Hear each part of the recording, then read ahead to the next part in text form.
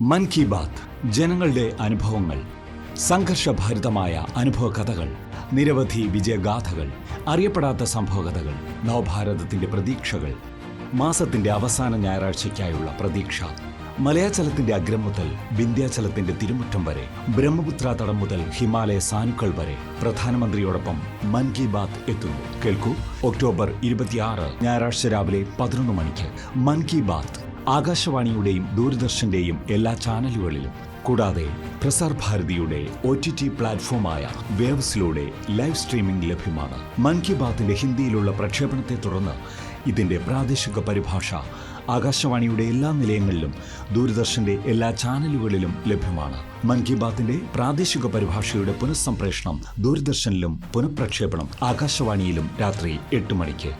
മറക്കാതെ കാണുക. ഒക്ടോബർ 26 ഞായറാഴ്ച രാവിലെ 11 മണിക്ക് മൻ കി ബാത്ത്.